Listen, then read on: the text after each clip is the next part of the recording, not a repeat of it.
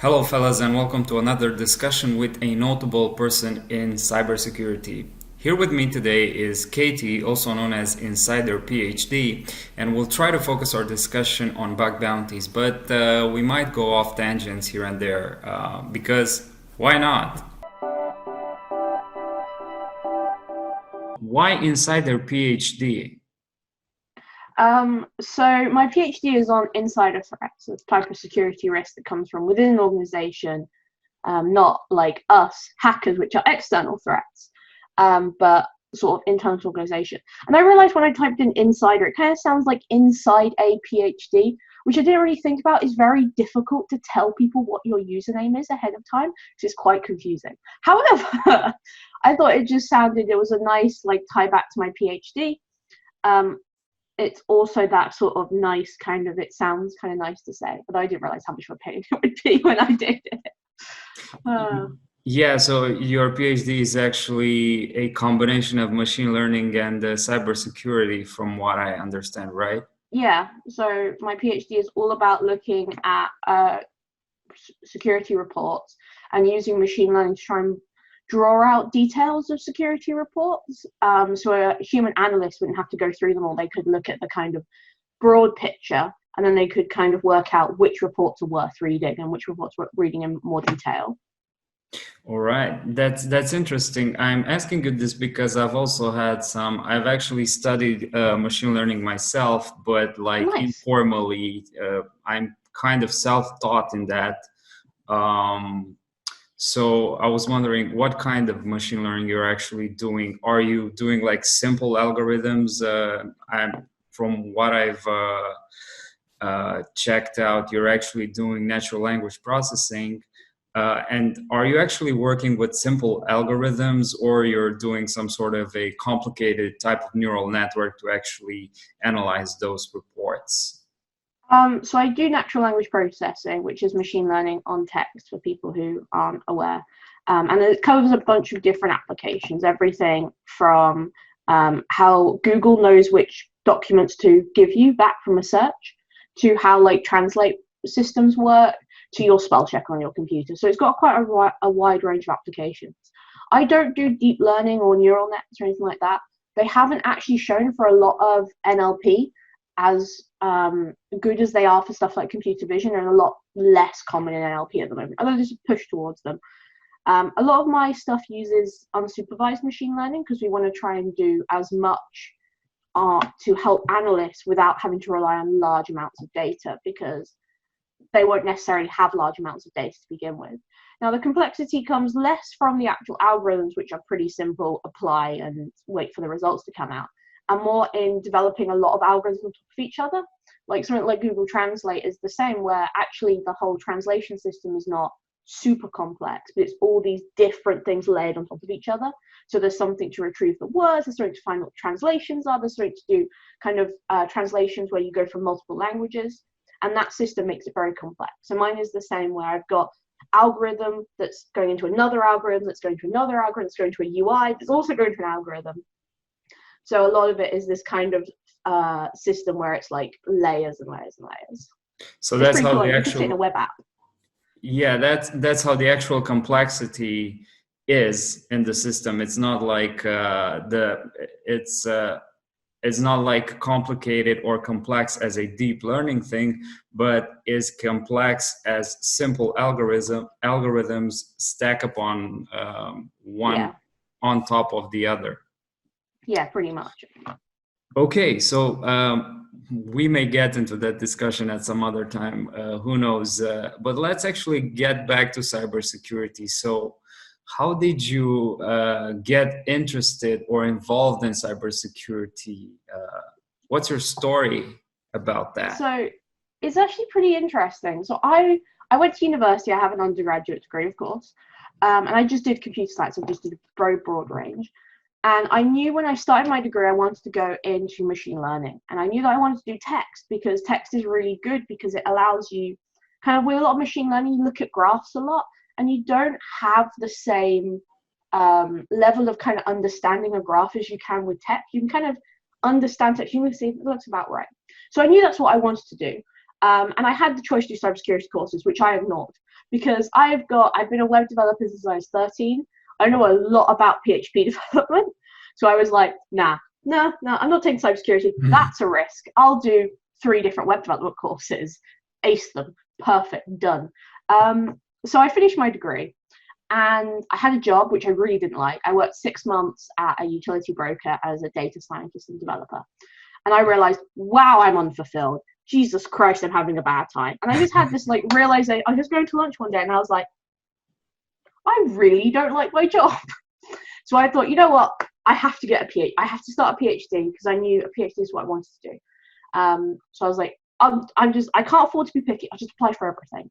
So I applied for a few, and I got into 2 different ones. One was kind of more what we call digital humanities, which is the mix between kind of computer science and the humanities. And one was the cybersecurity NLP one.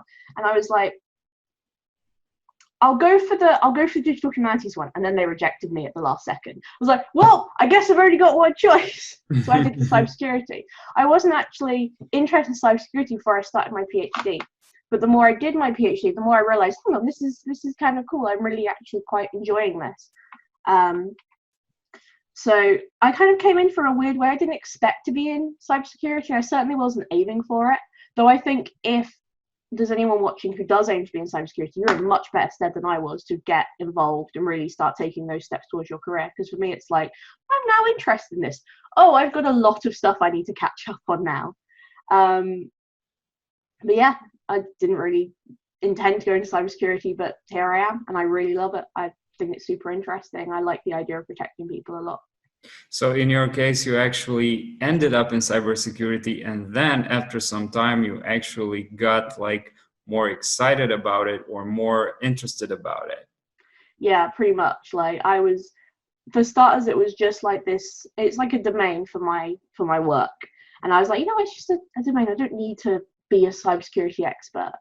But I mean, universities are great places to learn about all these different kinds of research. So that started getting me really excited, and then I started just speaking to people. The more I spoke to people, the more people were interested in my work, and the more I realized I was getting interested in other people's work as well. On the same note, what do you think about cybersecurity in academia? I know that it hasn't been paid much attention up until recently. But as I've looked into things, I've kind of noticed that there are more and more cybersecurity degrees that are out there compared to, let's say, maybe 5 or 6 years ago when the field was practically much lower in terms of cybersecurity in academia than it is right now. Mm-hmm. So I think the problem with cybersecurity in academia is that as an academic, you're really limited to what your salary is, right? There's no way you can get the really high cybersecurity salaries in academia. The job is hard. It requires stuff like teaching. It requires a ton of this investment. So a lot of people don't stay in academia because why would you? You have to do more work for less pay. So you have to a lot of people end up in industry instead. And that's really common. Like you'll see so many people end up in industry from cybersecurity degrees. And then on top of that, you also have these universities that have this push at the moment to getting cybersecurity degrees without actually having the talent to teach them. So I'm quite cynical in the sense that I don't really think that quite a lot of universities can offer a really good cybersecurity education. There's a few, especially in the UK, that are top universities for cybersecurity that have a ton of academics. But there are others that just like, look, we have a cybersecurity degree. Please give us $9,000 a year because we need more money and you're easy to fool. And then if they do get academics, they lose them to other, because they're so small that really cybersecurity academics can go wherever they like. So I'm quite cynical. I do think it's useful to go to university just in general, because I think university is such a great experience to try a bunch of new things, to not be so focused on, if you get a student loan, you kind of get paid. It's not as much, and obviously you have to pay it back, but you have that sort of freedom to explore new things. And actually at university, I met quite a lot of my friends who are interested in bug bounties because they had that free time to explore that interest in bug bounties. Exactly. Yeah, so that's actually, there are a lot of people that condemn the formal path of getting into a certain field, not necessarily cybersecurity, but I know that quite a lot of people put down the actually getting a degree in something than compared to trying to teach yourself something and then get into that certain field through this route of teaching yourself. But in terms of one of the big advantages that I see in actually doing a formal degree, such as a cybersecurity degree or whatever degree you're doing, if it is your liking and if you have the money or if you have the sponsorship to actually do it, is that you get to interact with people that think along the same lines. So people who think differently as well. Like of for me, course, I wouldn't like even before I started doing bug bounties, I knew they were a thing because I had friends who were interested in them. And at that time, I wasn't necessarily interested in either. I was just, friends with people who are and getting that kind of community aspect.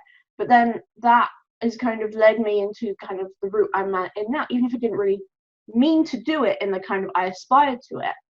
It was really useful to meet people of, who are kind of the same as me, but also people who think very differently to me. And being able to have that community was really important to me. Although I will say that university is obviously a lot of money and you need to take, cost benefit analysis for you personally. You can definitely self-teach yourself something like bug bounties for sure.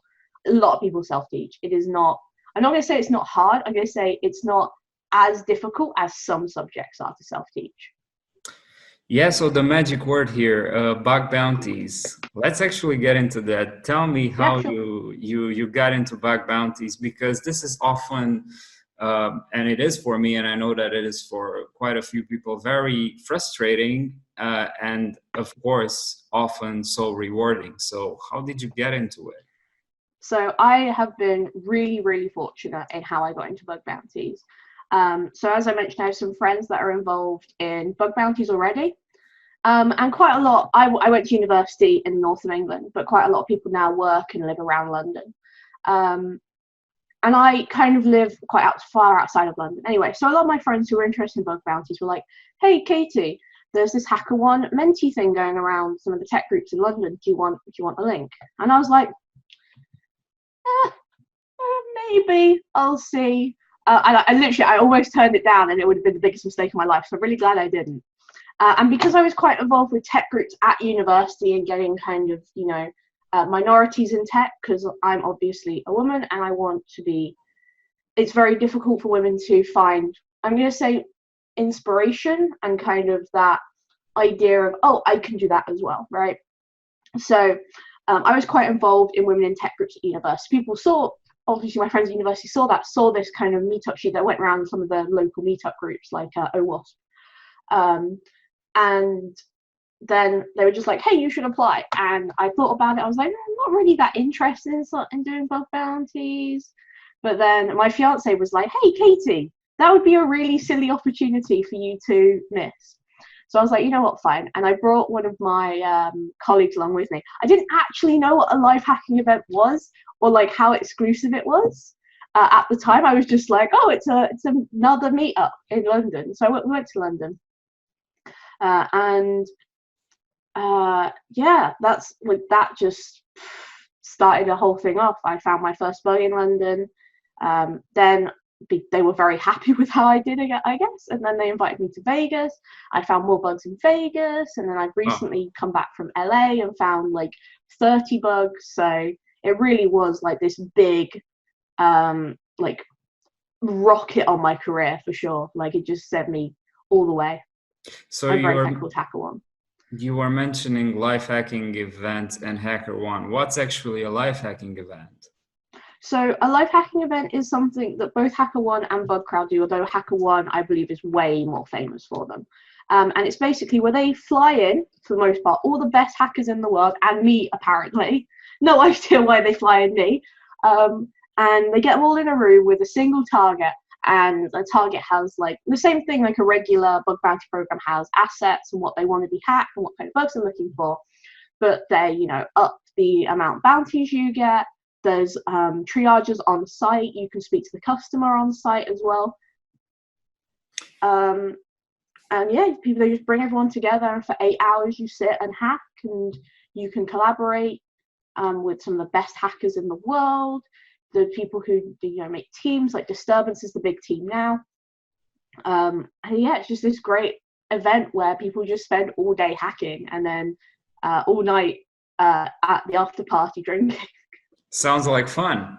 Yeah, it really is. In terms of logistics, where do we actually send or submit the bug? Do they actually have a special link or a special website put up just for that, or you're actually sending it through, like in this case, HackerOne's Yeah, program?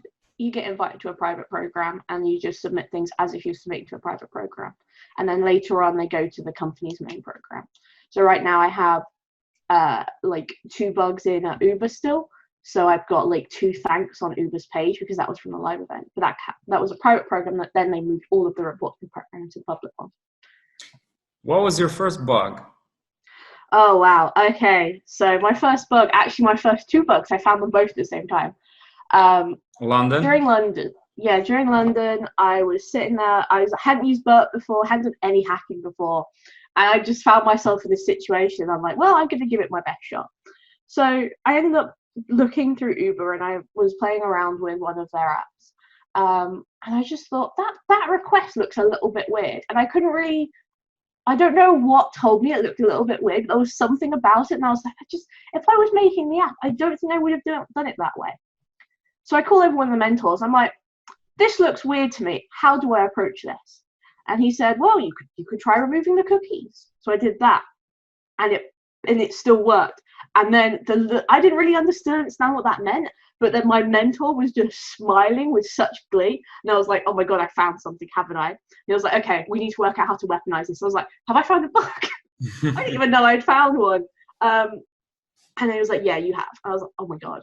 So we find this quite early on in the day, and we're trying to spend the entire time trying to weaponize it because it was an IDOR, so we needed a way to generate the ID because there wasn't this guest admin kind of permission levels that we could have used to try and get the ID. We had to actually know it.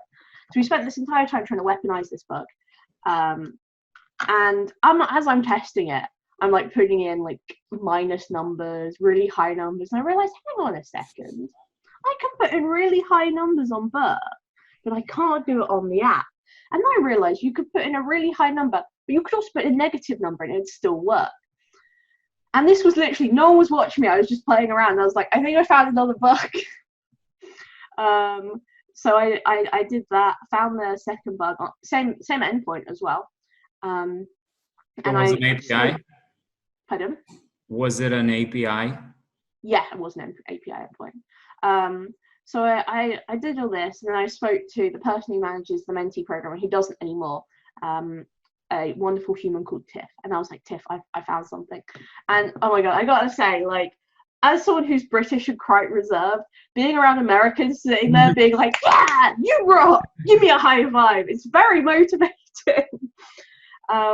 So like we're getting to the end of the day and I'm literally shaking. I cannot write the report. My hands are just like this. I just cannot, like, I'm shaking. I'm so hyped, and we're in like the last 5 minutes. Ridiculous. So stressful.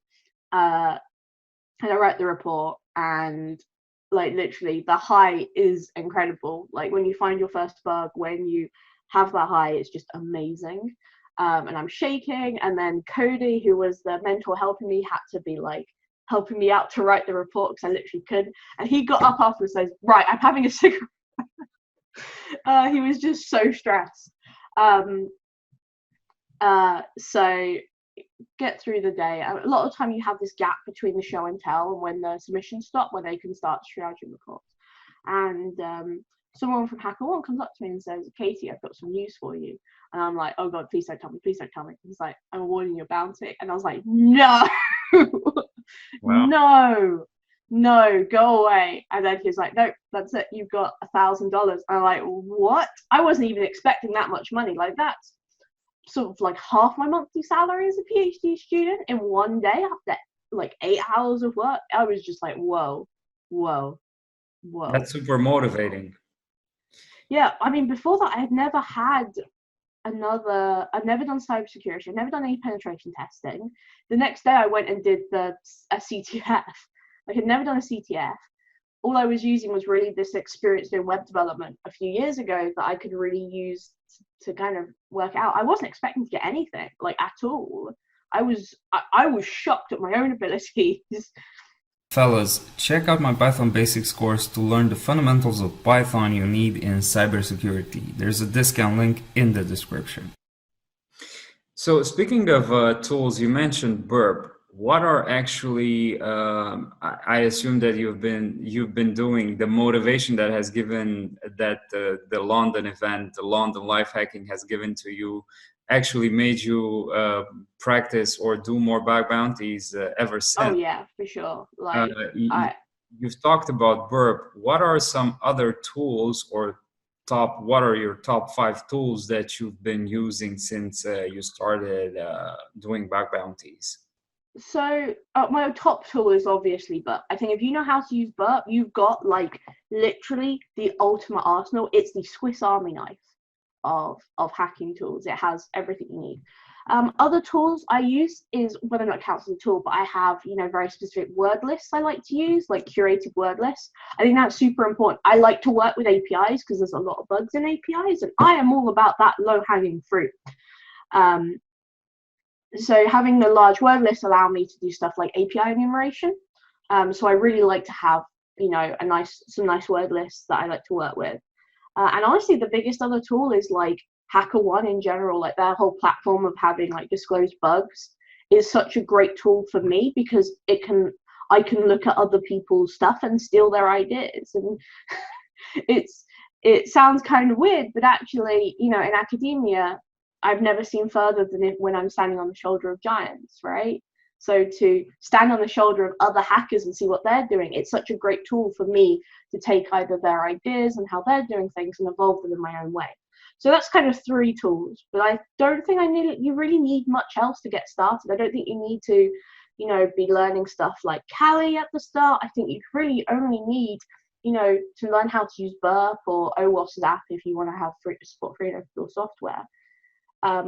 A good way to view what other people are doing to build on their work, and these custom word lists and these work with the way that you work with. And I'm still very much like a beginner. Like I'm not super like amazing at hacking yet, but I don't want to portray the idea that you need like a lot of tools, because you don't. You can really hack. I met one guy at one live event, and he was like complete source code review, right? 100%. I mentioned, oh, do you want to work with me on this bug? I'm using Burp. And he's like, I've never used Burp before. And it's like, you could become one of the best hackers in the world without even touching Burp if it doesn't suit the way you work. Of course, I think it's probably the actual preference of the person who's actually doing it. So you've kind of put it really, really good here.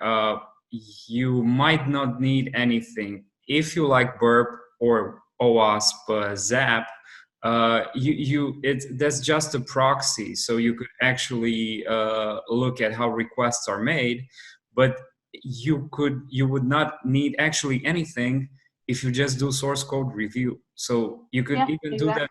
You could do that from your phone. So there's practically no requirements. I see a lot of tutorials on Medium and all over the internet with top 20 tools for bug bounties. But if you want to start, you can just start with nothing. Actually, just look into the reports, because this is real stuff that has been actually found in some other programs. You could look through reports and submissions on HackerOne and Baccarat and all the platforms.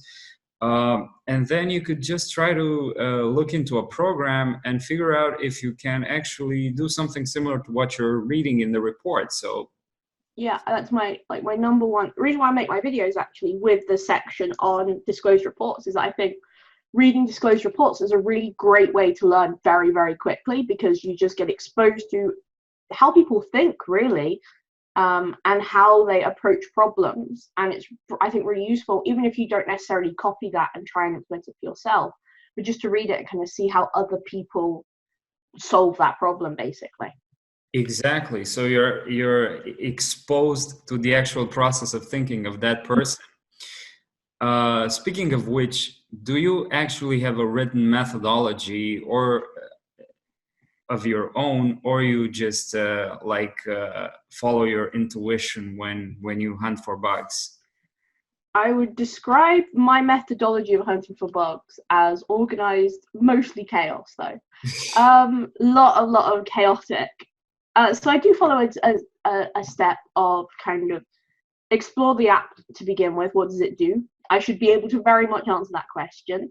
Then to kind of fill up Burp with all of the requests and stuff like that, and click every single button and link that sort of business logic layer to the actual endpoints.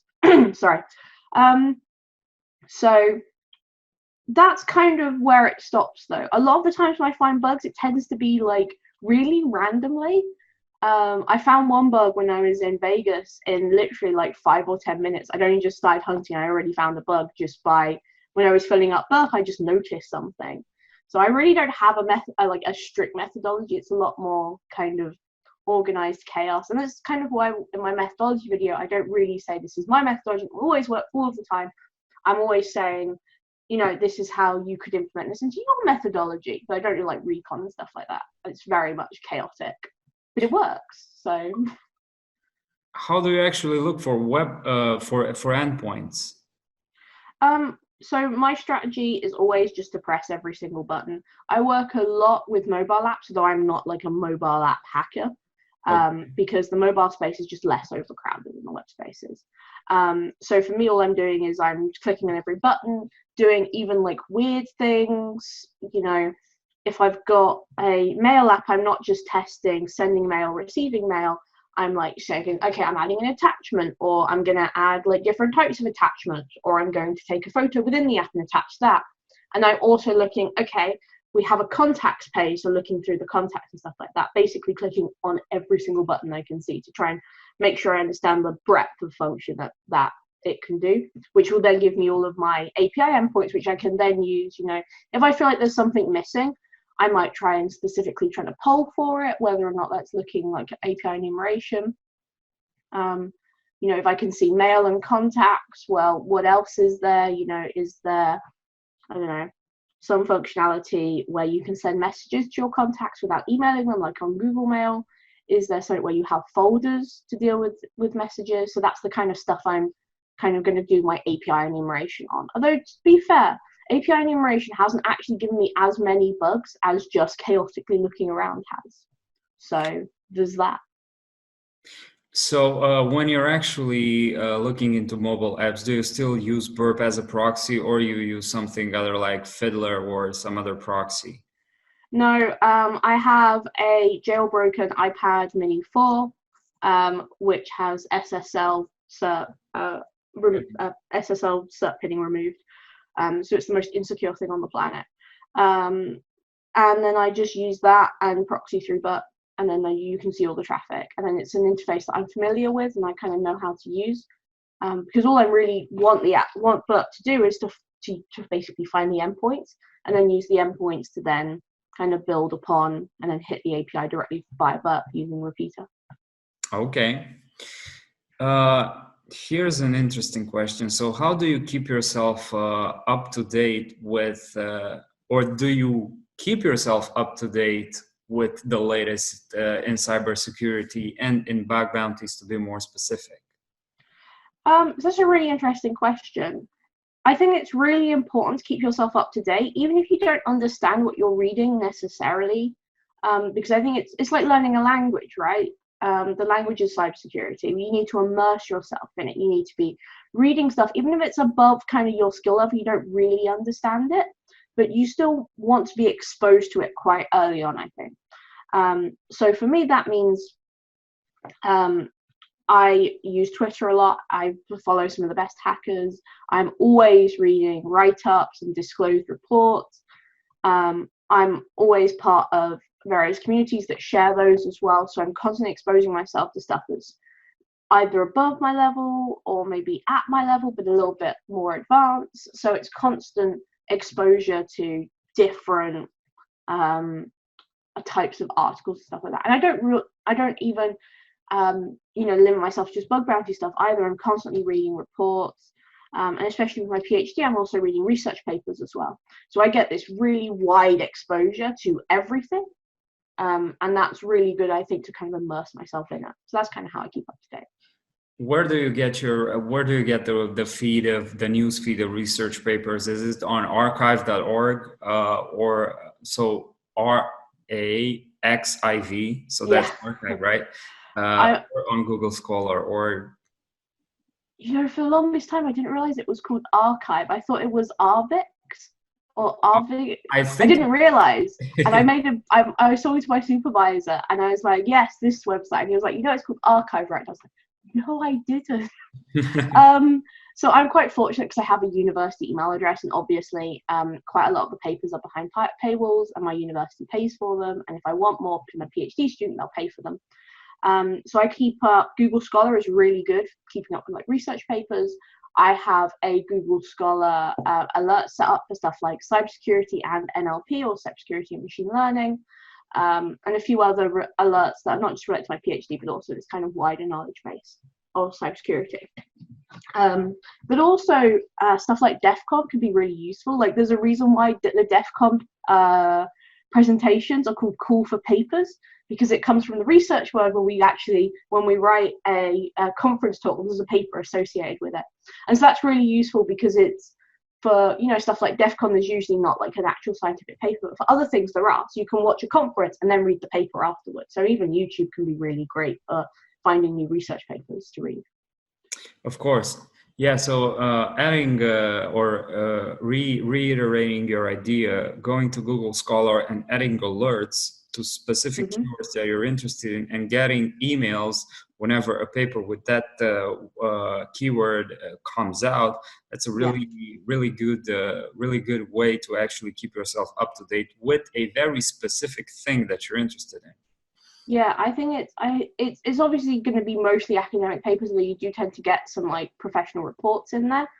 But I mean, quite a lot of how you should read paper. This is like peak academia talk. The best way to read a paper is not to actually read the text of the paper, but to look at the references and see what they're referencing, because that tells you, well, if they're up to date, this is the knowledge they're building on. So that can be really useful to finding stuff to read, even if it's not directly related to that particular research paper, but saying, oh, okay, so they're referencing, that DEF CON talk, or that Black Hat talk, or this report written by Verizon Media. It's like, it's not just that one paper, it's actually this kind of linked spider web of all these resources. You're actually getting into a rabbit hole. I remember, unrelated to cybersecurity, I read a lot of papers with respect to biochemistry. And I've been actually looking, so of course, as you've said, one of the ways to actually get more into the topic is to look at the references, and then you just go through through a lot of papers from the references, and you kind of find yourself reading 10 papers when you actually wanted to read one paper. And the interesting thing is that you get a lot more knowledge, because some of these papers, some of the reference papers, are not necessarily 100% connected to the exact topic that you're actually looking into, but might be like 70% related. And that's how you actually get into more and more stuff. That's how you actually get more eclectic knowledge within a specific field. So just wanted to point out. I think you're also in a state where, I don't think this just applies to like research. I don't think this also applies to cybersecurity. You can't live in your little bubble. You can't live in your little research bubble of, say, web app pen testing. You can't live in that bubble forever, because you know what? You're going to have to get out. Like, if you want a pen testing job, it's not all going to be burp and web apps. You might have to do some network penetration testing. You might need to learn how to do some blue teaming. You might need to learn, how to do purple teaming. You can't just stay in that one little bubble. You've got to expand your knowledge. And I think part of being really good in any field, but especially cybersecurity, where we have quite a lot of stuff from all kinds of disciplines, whether that's machine learning, whether that's, just taking general computer science ideas, you have to not limit yourself to that small area and really expose yourself to stuff outside of it. Like, I do bug bounties, but I still read articles on network penetration testing, because I think, although maybe I'll never do it, it's still really useful information to know that I'm not just in this bubble of, oh yeah, this is what I'm good at, so I'm going to stick to that and never move away. Well, for someone who's just starting out, let's say in bug bounties, what would you suggest to as practical and actionable first steps? Okay, actionable, right. Step 1, learn how the web works. You should be familiar with how post requests work, how get requests work, the difference between them, how parameters work, all that kind of stuff, like the bare bones, how the web works. Is the number 1 step, because you can't understand how to break something if you don't understand how it's supposed to work. Step 2 is to get some practical experience. CTFs are great for this, but you can't rely on them completely. So step 3 is just hack something. Like, this is my number 1 advice to all of my followers, is to just hack something. You will learn more in your first 5 minutes of actual hacking than you will in 50 hours of reading books, because bug bounties, they're not a theoretical thing, right? They're practical. And the sooner you can move from the kind of CTS, which are vulnerable to everything, to actually realizing web apps are much harder, that's when you start to really, really learn very, very quickly. I could not agree more. So that's like 100% in line with my thoughts. I actually find that if you want to get in very specific in cybersecurity, and if you want to be a penetration tester or bug bounty hunter, the best way to do it or to learn about it is to actually do bug bounties and not practice a CTF, which in a lot of circumstances might be unrealistic. It's vulnerable to everything. Yeah, it's. I think it sets you up some unreal expectations, really, of how easy it is to hack things. Because it's not easy. It's very, very difficult. I shouldn't say difficult. It's very time-consuming for what you get for one bug. You can spend hours looking at one target and only find 1 or 2 bugs at the end of it. And even if it's about getting into stuff like doing kind of the offensive security certifications, you're then looking at, well, what's your end goal with doing a certification? It's to actually get a job doing penetration testing. The sooner you get started, the easier it's going to be to transition into getting a job, essentially, and following your aspirations. What do you think about certifications, since you've just got into the field? Sort of like, I would be inclined to say through an unconventional way. How familiar are you with the certifications, the most sought after certifications in cybersecurity? So I'm quite fortunate because I'm quite exposed, although I'm not necessarily, your standard cybersecurity person who's been dreaming of doing penetration tests of cybersecurity since they were quite young. I am very fortunate that I have friends that are, and that have sort of given me that kind of respect for certifications. I think certifications is the same as getting a degree. It's just having somebody else come up to you and say, this person is good at their job, and you know what, you can trust us because we have a company. And I think as long as you're taking a certification in a way where you're trying to not necessarily treat that as almost like the answer to learning about cybersecurity, instead doing it as a kind of proof about what you know, I think it's a really useful thing, and especially for employers to kind of validate how much somebody knows. Should they be relying on certifications completely? Probably not, because there's a lot of people that come to cybersecurity through unconventional means, and they have a lot to offer somebody. However, I think there's quite a lot of value in somebody else ticking a box and saying, yeah, they're good at things.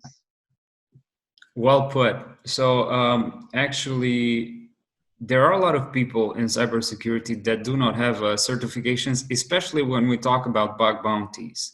Mm-hmm. And they are really, really good. And it's not necessarily that they would have to do. In most cases, a lot of them would not need a certification because their skills and their showcases and the write-ups of the bugs they found actually speak for themselves. But for some other people who are maybe more into penetration testing than into actually doing individual bug bounties, I mean themselves as a freelancers or as researchers on HackerOne, Bugcrowd, and other platforms. So for people who are more into penetration testing, some sort of certification would actually be useful in terms of a filter for HR people who actually look for different sorts of points for candidates. And Yeah, I in mean, that it's the case, same. it would be, I think it would be useful. Yeah, it's the same as a degree. It's like, it's just a way to get to sort of prove your knowledge to people that might be hiring you, in my opinion, anyway. But I know a lot of people get a lot of value out of it. So all power to people who do get a lot of value out of it. Good for them. Okay, top 3 books that you recommend for someone who's starting out in penetration testing and bug bounty hunting. I recommend no books. Absolutely none of them. Books are too theoretical for what is 100% a practical field, essentially. CTFs to start with, just to try and get your experience level up for beginners, especially the Hacker 101 postbook level. If you can find all the flags at Hacker 1 postbook level, you can do bug bounty hunting. No questions. If you can find them, you can do it. Like, you can start. So I always suggest practical, because I think there's so much you can learn just by doing practical exercises that a book can never teach you. A book can never teach you how to think like a hacker. It can tell you what kind of bugs you might find, but it can never tell you, like, develop your intuition, which I think is the most important skill for a bug bounty hunter. Yeah, sorry, I ruined your question. Yeah, it actually does.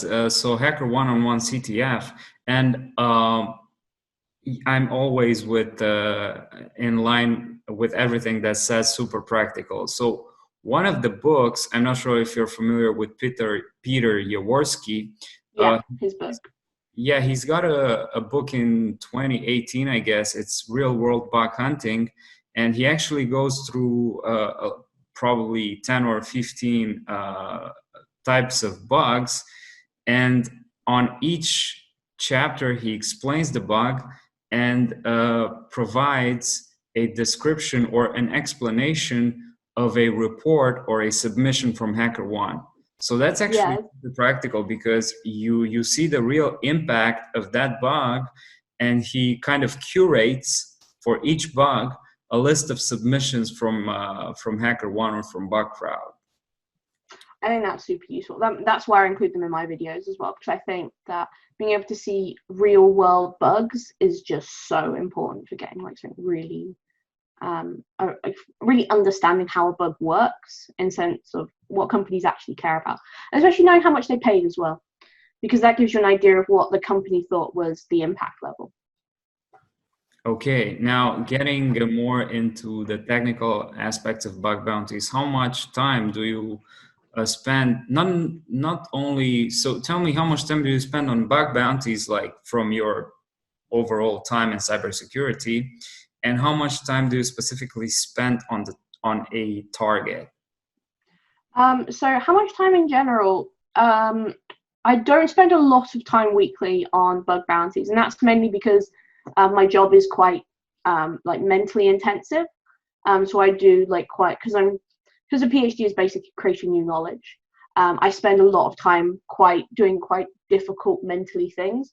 So I don't spend a lot of time when I'm working doing bug bounties, because I want to get home and I want to think about nothing. I want to get home, I want to sit at the computer and watch YouTube videos. So I tend to do it more when I have some time off or on weekends. So I do it very casually, and I take quite a lot of breaks between bug bounties because I find them quite stressful as well. And I think it's really important to recognize that actually bug bounties are quite stressful. It's quite stressful to spend 8 hours on something and get nothing out and just be, that's it.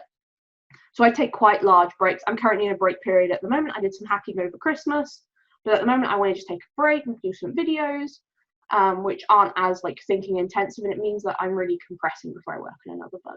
As for like how much time I spend on the target, it really varies.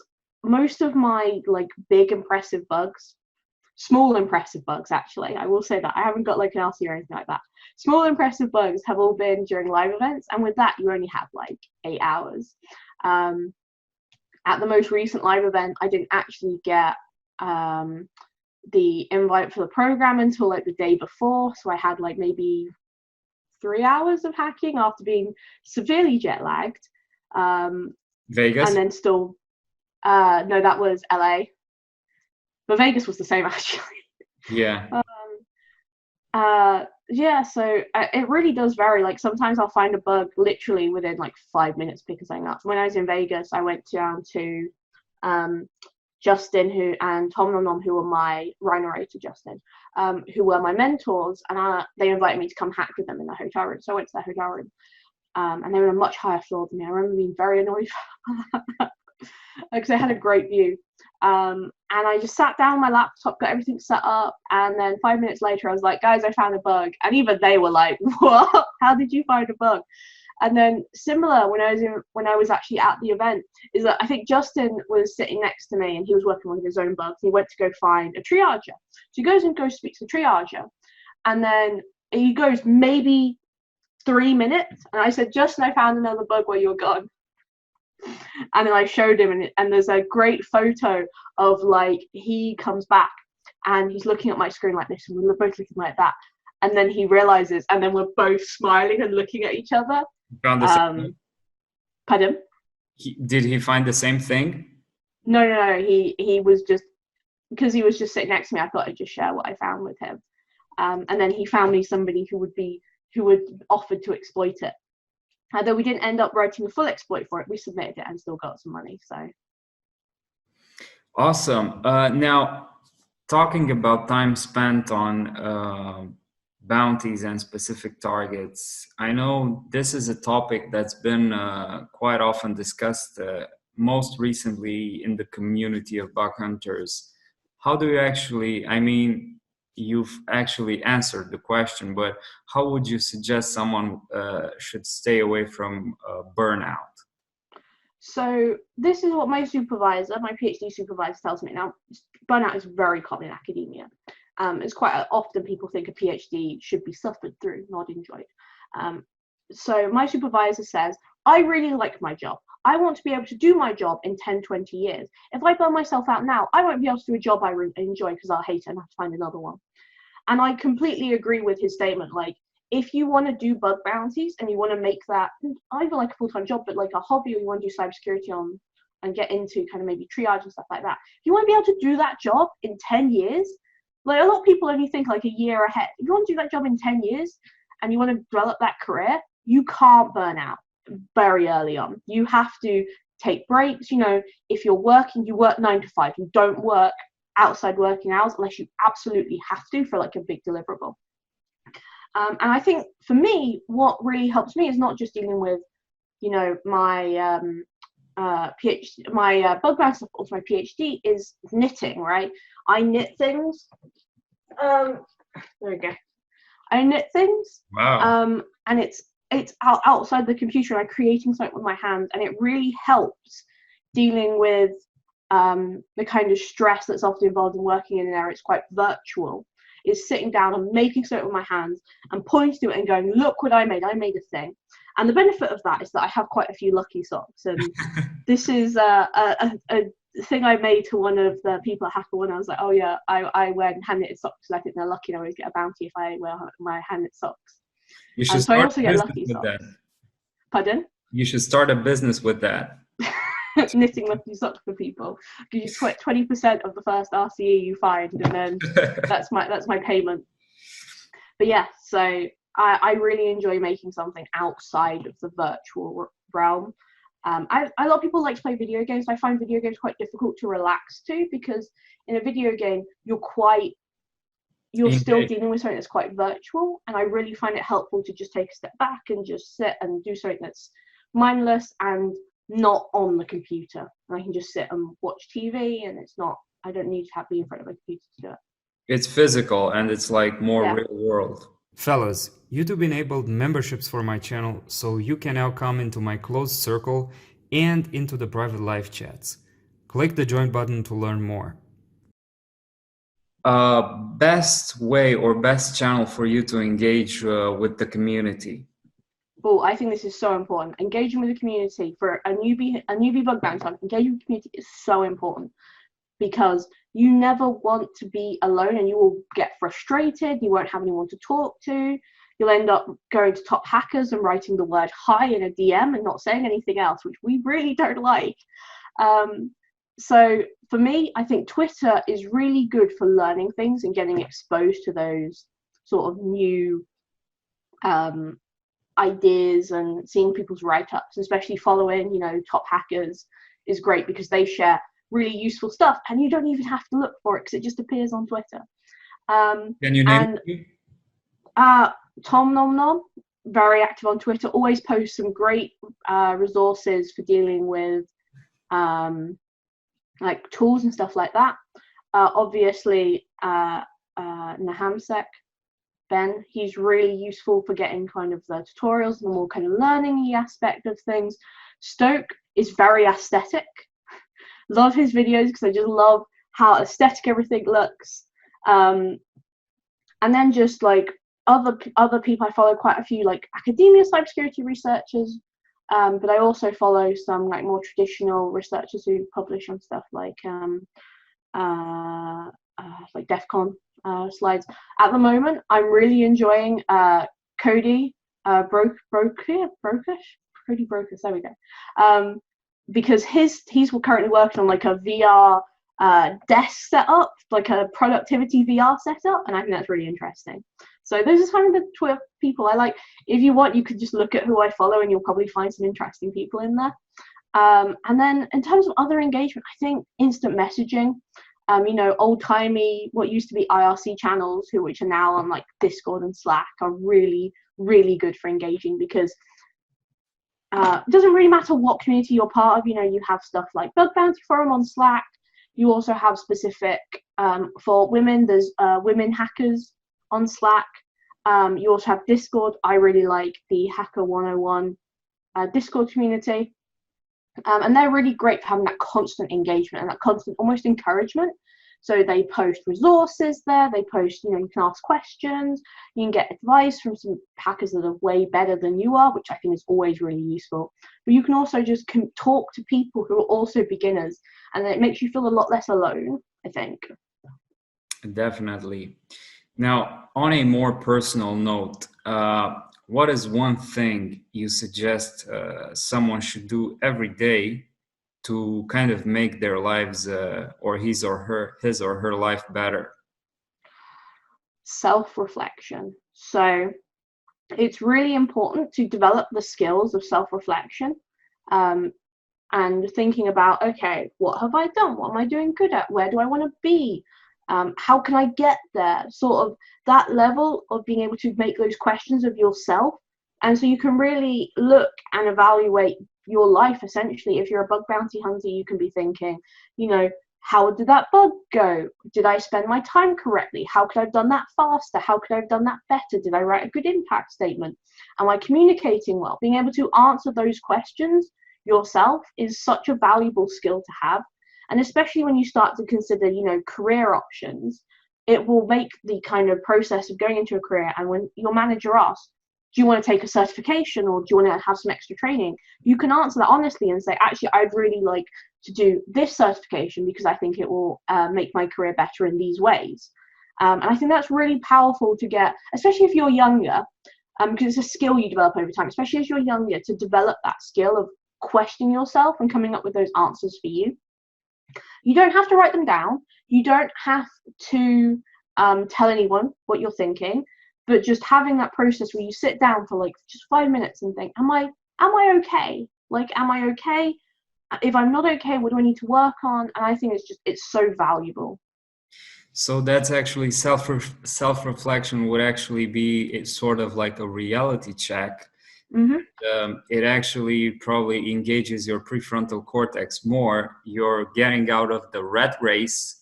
You're getting out of the habitual thinking and actually trying to get a perspective, a larger perspective of where your life is going and what things are looking for you at this moment and what do you want to project into the future. So definitely it's a skill or an activity that we should engage more often, because a lot of us tend to actually focus on or actually function on autopilot without questioning what actually really happens. So that's a really, really good advice.